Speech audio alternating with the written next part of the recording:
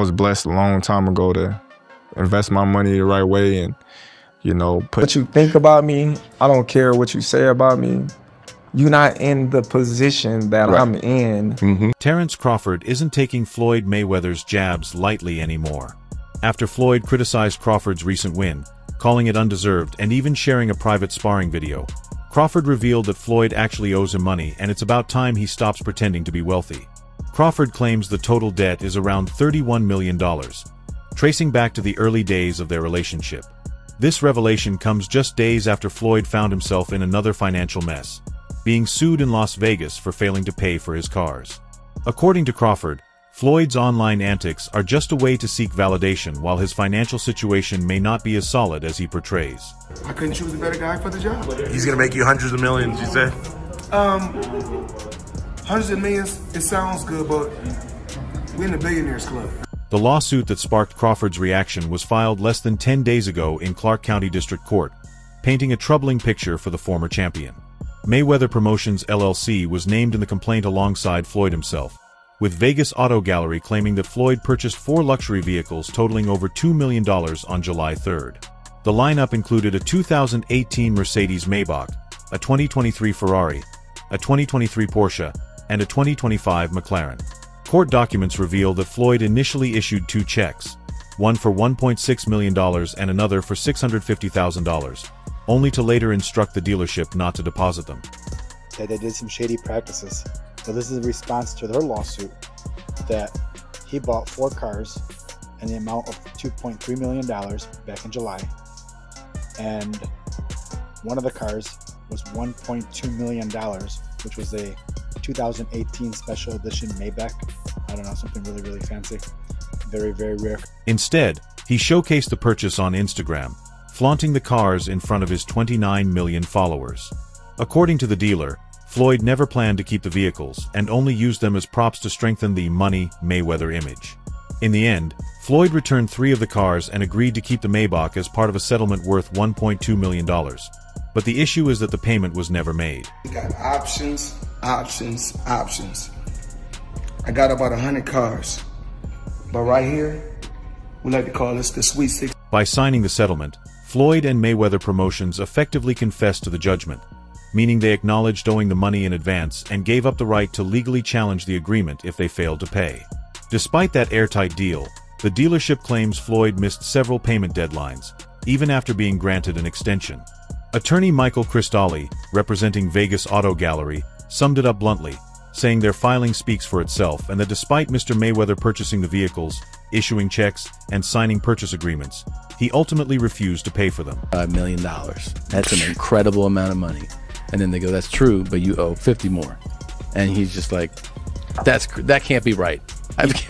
This kind of claim isn't new when it comes to Mayweather, as over the years multiple businesses have accused him of paying late or refusing to pay altogether for goods and services.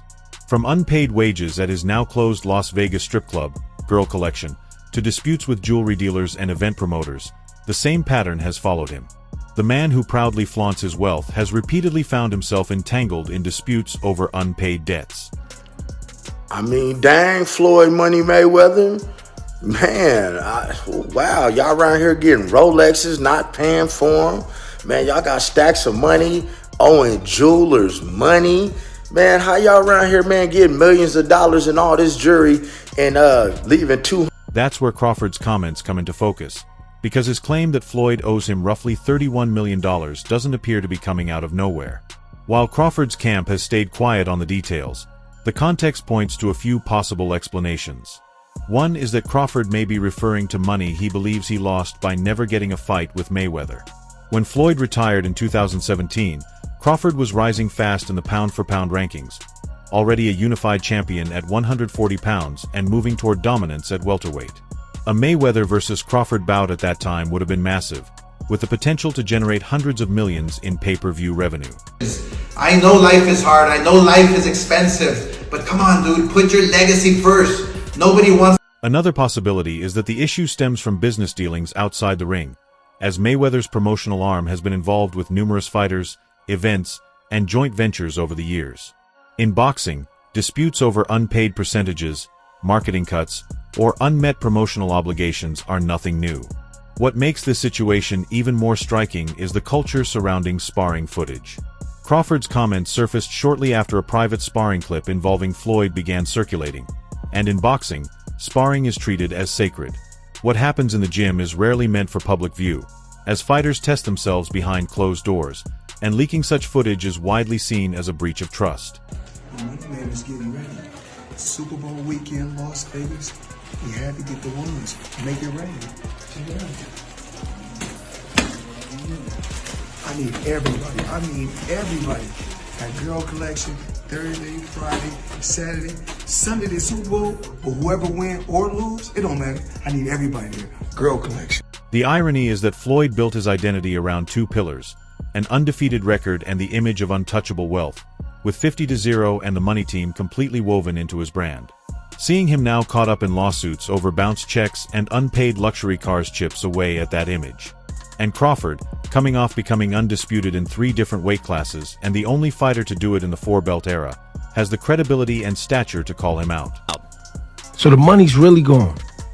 Yeah, that's what you think. It's get the money, spend the money. All that money. Yeah, it's been 2 years.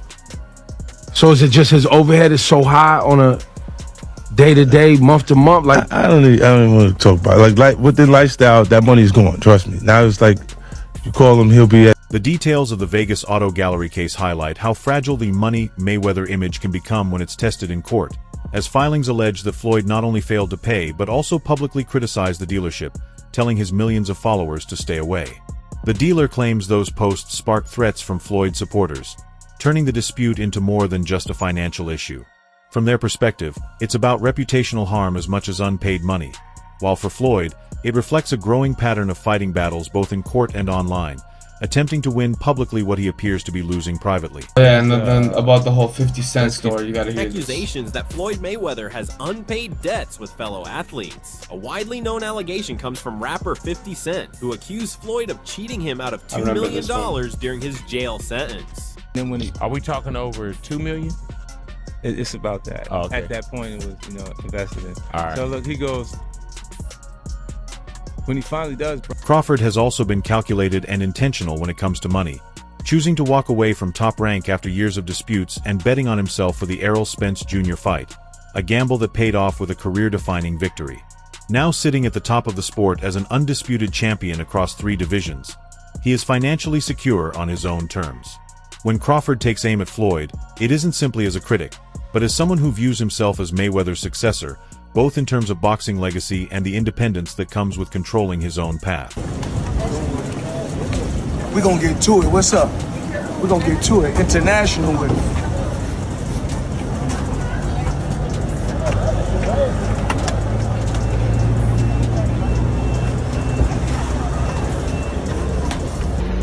Meanwhile, Floyd's legal team is attempting to flip the car case by accusing the dealership of fraud, claiming they withheld documents such as the odometer certification. However, legal experts have already dismissed the countersuit as weak, with Chris Daly labeling it frivolous and ridiculous. Ultimately, it underscores Floyd's biggest problem, as his attempts to fight back in court appear far less convincing than the growing evidence that he simply failed to pay. I believe in building generational wealth. Even like when my children, all 4 of my children are adults. And I told them, no more handouts. Because I feel like I'm hurting my children just by, I give them money, they go shopping, they put gas in their car, they party, they come back, I need money. I give them money, I buy them houses, I buy them cars. Told them, listen, if you guys go to school or you work in one of my... With Floyd facing mounting financial and legal issues, Crawford also pushed back at him for dismissing his fight with Canelo as easy because Canelo was supposedly washed. Crawford explained that he entered the bout with a clear, disciplined game plan, one that even drew from Mayweather's own style. In an interview with Inside the Ring, he said the strategy was rooted in history, as he studied how Floyd Mayweather Jr. broke down Alvarez with slick defense, how Dimitri Bivol used structure and discipline to completely neutralize him, and even how Canelo's limited mobility showed cracks in fights like the one against William Skull. For Crawford, the blueprint was obvious, and he said plainly that he knew he was going to win, noting that whenever Canelo faced a style like his, he struggled, and Crawford believed he had all those tools and even more. It became a fight where Crawford made it where Canelo, to have any chance, he had to go get close. So he had to go through a bad neighborhood. Yep. And Crawford mugged him. It's that simple. He had to go through a bad neighborhood to get anything done, to get to the place that something was going to be done good. Yeah. And he got mugged going through that neighborhood. Yeah. It's that simple. Well, if I think about it, if I do come back. Despite the grand setting, the fight unfolded under quiet expectations, with most assuming Alvarez's size and power would settle the contest long before the final bell. Canelo tried to assert his strength early, but he quickly encountered Crawford's impenetrable defense. Crawford blocked, slipped, and countered with patience. His punches never flashy but consistently effective. As the rounds passed, Alvarez's power never felt decisive, and Crawford reflected, "There's never been a formula to beat Terence Crawford, so I knew I had a good chance of winning." While the crowd anticipated a Canelo explosion, Crawford methodically constructed a masterpiece of precision. As the championship rounds neared, his corner offered a final warning: "They're not going to give it to you." Shout-outs to Crawford. You did it, boy. You did it. For those who still aren't quite sure what they witnessed last night, I'm gonna let you know that you witnessed what is called a notorious boxing clinic. This is everything done right, okay? First, Crawford responded by turning up the pressure, increasing the tempo, and controlling the final 2 rounds. When the last bell sounded, the judges confirmed what had already been clear. Crawford had won, extending his record to 42-0 with 31 knockouts and cementing his place in boxing history. He became the first fighter ever to unify all 4 major belts in 3 different divisions, a level of dominance not seen since Henry Armstrong in 1938, when undisputed status carried a different weight. To be honest, when I set my sights on doing something and I know what I'm capable of, it's not like a surprise to me. It's a surprise to y'all because y'all didn't believe me, you know, but for me, I knew I could do it and I believed that I could do it. I just needed the opportunity. Terence, when did you know that you were going to beat him? And yet, in the aftermath, Crawford sounded almost indifferent, saying calmly, "I don't feel anything special. It was meant to be," as if greatness were simply his natural state. Perhaps the most remarkable part of his story is that he framed the fight not as an impossible challenge but as an inevitable outcome, the product of preparation, study, and conviction. Now, the focus has shifted back to Floyd, with Crawford dismissing Mayweather's attempts to downplay his victory. He pointed out that Floyd has his own issues to handle. After all, he's the one being taken to court over unpaid luxury cars and suddenly chasing big-name events. For Crawford, any criticism from Mayweather feels hollow, as Floyd's return to the ring seems motivated more by money than legacy. See, I think that for me, I watch defense as much as I watch offense. So, Yeah. like I thought, like watching Bud catch those shots off his glove, He looked amazing. so amazing. Yeah, to he me. looked good. Yeah, He he'd looked go to great. a body and he'd catch that and come up with an uppercut. You know, just all those things that seem. He looked great. Yeah, I've never seen anybody do that to ever.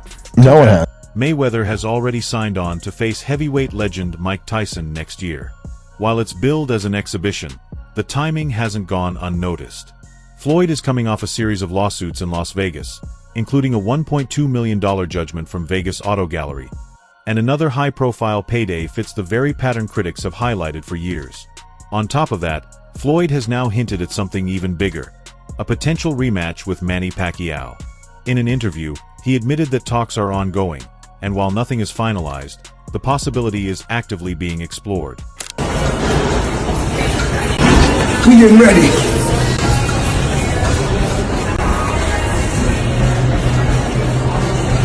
Pacquiao's advisor, Sean Gibbons, confirmed that Pacquiao is interested, noting that they had already signed with PBC and Al Haymon back in 2019 with the goal of making Mayweather-Pacquiao 2 a reality. At that time, Mayweather pulled back. Later, when Pacquiao defeated Adrian Broner and then Keith Thurman, Floyd again distanced himself, even leaving the arena before the official decision was announced in the Thurman fight. That rematch never happened, and Pacquiao eventually retired after losing to Yadenis Ugas. Now, however, Pacquiao is back in the conversation. You gonna fight him today? Even here.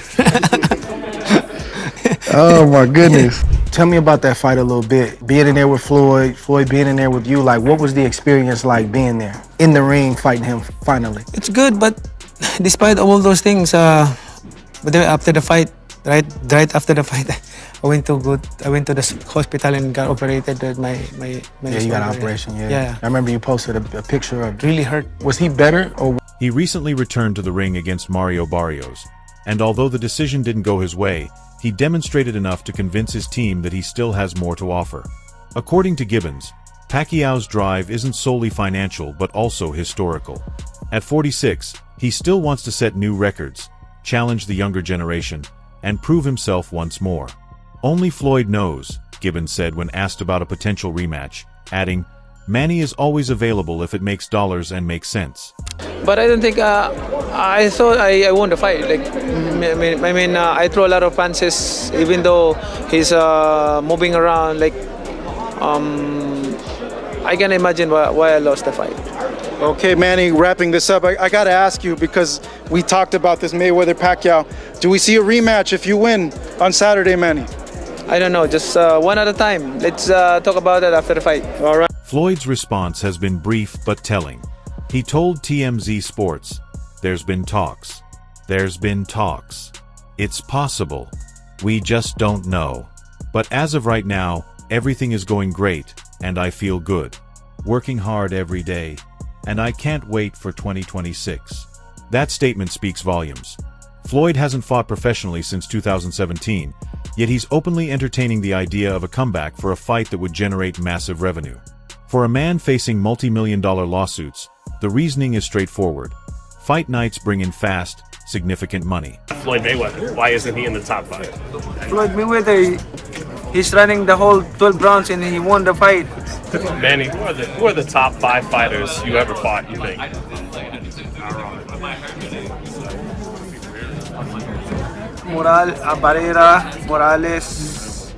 Morales.